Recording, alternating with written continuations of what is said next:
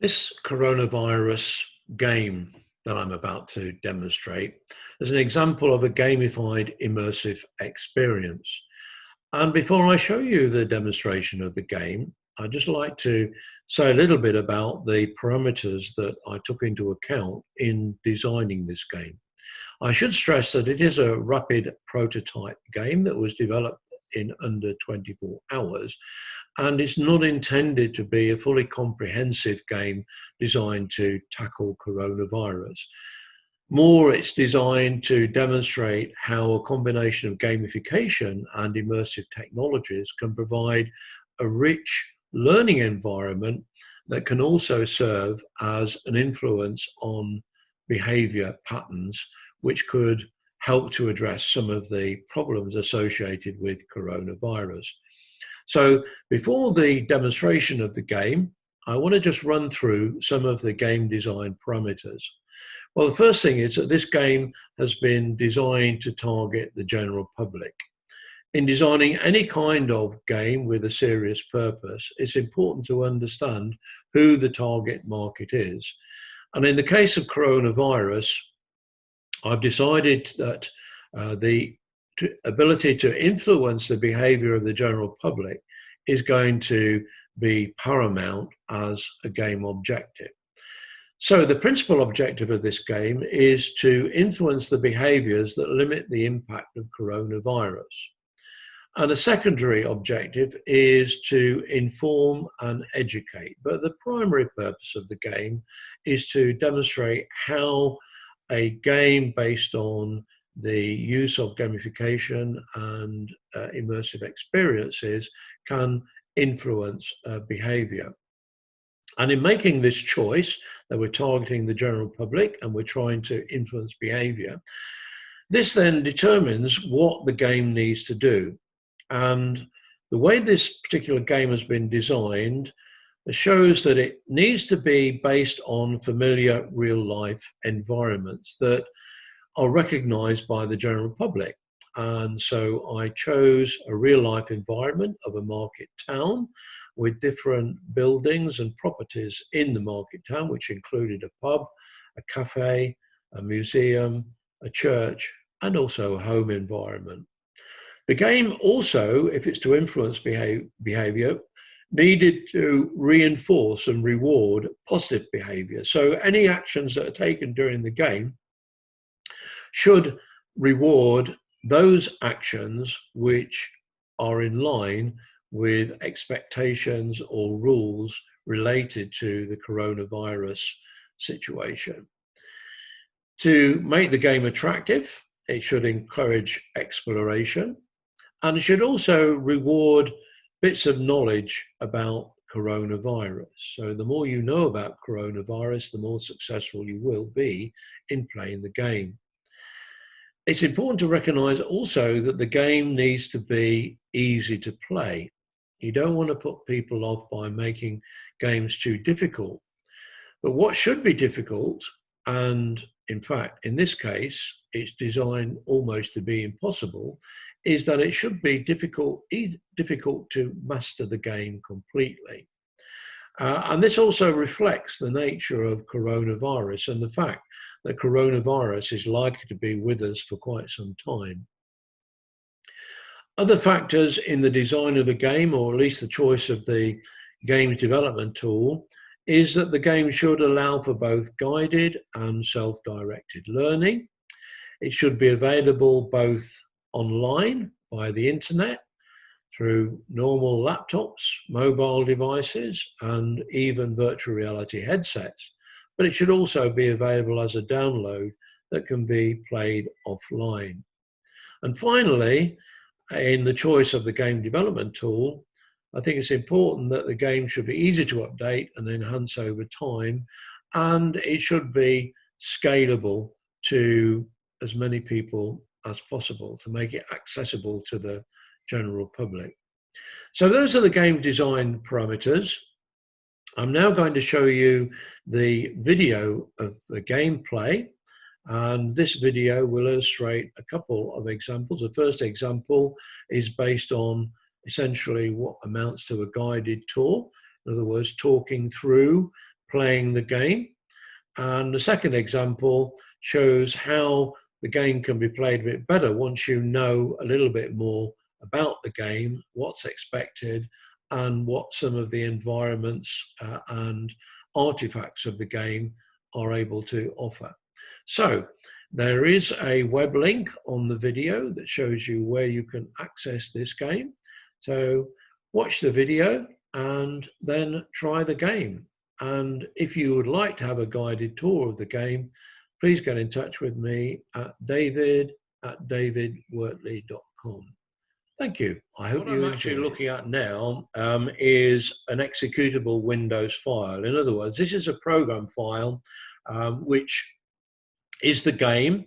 It's a web-based game, but you can also download it and run it on a computer without access to the internet. And that's quite a convenient thing. So any of you who want to play the game after this webinar will be able to try it, and you will also be able to download either a Windows or an Apple Mac compatible file so that you can run the game offline. So this is what's called the loading screen, and I've set it so that the loading screen stays up until I click to continue. So I'm now going to go into the game. The reason I didn't do it straight away whilst I was talking to you is that I've set this game to have a time limit. So I've only got 4 minutes to play the game, and if I could easily waste those 4 minutes simply telling you about the splash screen. And so I really wanted to spend more productive time in the game itself. So here we go. I click to continue, and it comes up with a screen which shows what's called the little planet, and above this screen are the game objectives and rules. I think this is quite a useful thing, a very common thing in any kind of game situation. People need to know how to play the game, what their objective is. So I've provided this little screen to give you some information. So our objective is to score as many points as possible by answering questions, discovering hotspots, staying safe at all times. You're free to navigate coronavirus town as long as you don't catch the virus. Okay, so I'm going to close this down now. And in the top corner, I mentioned to you these measurement and feedback elements. You can see a time clock ticking away. And I've only got 3 minutes and 5 seconds left. And you'll notice that when I go down to below 3 minutes, my health score, which my health status at the bottom is this red bar, that's dropped by 10 points already. I haven't answered any questions. I found 2 hotspots, strangely enough. There are 5 hotspots in this scene, and I'm on scene number 1 or 6. So I've really got to pull my finger out and find some hotspots. But I've got a question button here. So I'm going to click on this question button. Now, where would you like to go? Now, where do I want to visit? Okay, this is the first part of the game. Now, this may be a trick question, but I'll maybe fall for this trick question and say, well, I'm getting a bit thirsty now after talking to everyone, so I want to go to the coffee shop. Oh dear, it was shown as red. I'm in the coffee shop. The coffee shop's not open. It's closed because of coronavirus.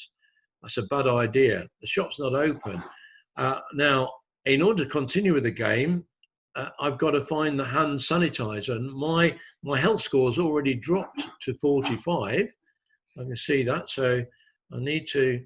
Oh, the other thing that I can do here is I can zoom in and out with my scroll button, and that's quite useful. So I'm going to find, there's something on the door here. What is it? Hand sanitizer. So I can click on that, and as soon as I click on it, I recover some of my points, but I need to get out of the coffee shop. So way out, click to exit. So now I'm back in. Now I know I don't want to make that mistake again by clicking on a coffee shop. Let's see what else there is in the town. And as I move around, I move across this hotspot. It says supermarket. What happens when I click on there? Yeah, the supermarket's very busy, you can't go there. No, I can't go to the supermarket. It's not affected my health in any way. Let's see what else we've got. We've got a hidden hotspot here, which is a museum. I suspect that if I try to go to the museum, I'm going to be in trouble. So I'm going to, there's another one. There's the coffee shop. I don't want to go back in there again. I need to do something to get me more points. Okay, well, because I've had the benefit of designing this game and playing it, I think maybe I ought to go home. I am home now. I'm in the kitchen, made a great choice. My health score's gone at 75, and I need to find hotspots here and find answers which are going to help me to stay safe. I'm nearly running out of time. I've only got 6 seconds left.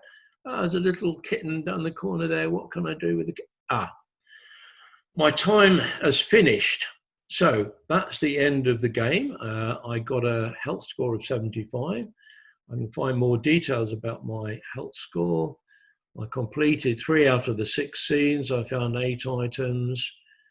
I got 1 incorrect question. My health status was 75. So that provides me with the result. So what I'm going to do now is to repeat the game.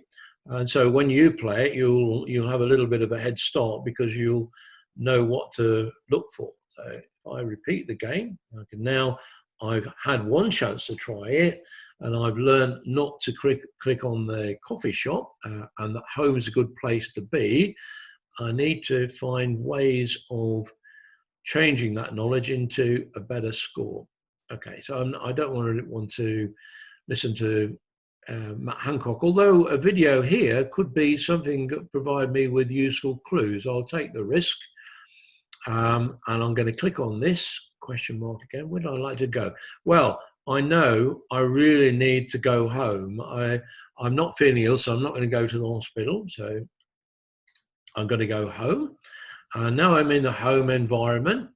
I've got a good health score, and I've got a lot of time left to find all of the hotspots and clues. And I noticed before that I had a little household pet there. So can you catch coronavirus from pets? Not sure. I will say no. Okay, that's the right answer. It's a good answer. According to WHO, you cannot catch coronavirus with pets. A pet may help your mental health during lockdown. Oh, so that's good. Let's see. Well, we've got a question here. Let's see what that question says. How long should you wash your hands for? Well, I've got a feeling that it's, well, I know it's 20 seconds. So I'll click on that. Well done. The video shows the recommended procedure for washing hands. So if I want affirmation of this, I can link to this YouTube video and play the YouTube video. I don't want to waste time doing that because I'm down to 2 minutes already. I've got to find other hotspots in the kitchen. Let's have a look around. What's this? I can see a protective face mask. It's telling me that make sure you have face masks readily available and they're well fitted. Score 10 points. So, there you go. So my health score's gone up to 125. That's looking good. So I can't see other hotspots. So I'm sure there must be something in the kitchen, perhaps hidden. What's this? A hand sanitizer. I click on that. You found the hand sanitizer above the sink. Scored 10 points. Okay, so what else can I find here? Here's a hidden hotspot which says I can go back to town. Well, maybe I need to go back to town because I'm looking at my score and I've only answered 3 out of the 4 questions. I only found 5 hotspots and I've only got a minute left.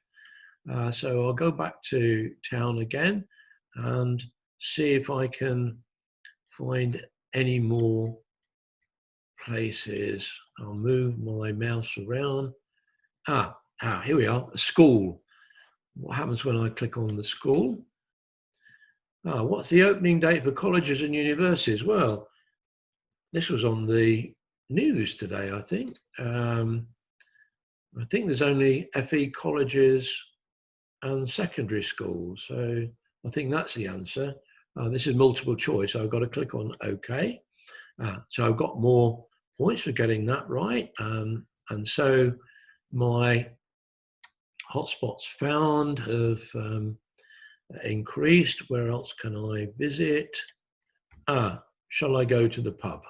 Now, no. Pubs are closed during coronavirus. I've got a penalty. My health's going to suffer. I can protect. Time out again.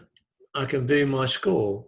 And when I'm showing the score, one of the things that impressed me about this software that I used to develop this rapid prototype was the fact that you can incorporate it into any LMS system. So you could, at this point, provide an opportunity to submit your score to the LMS system.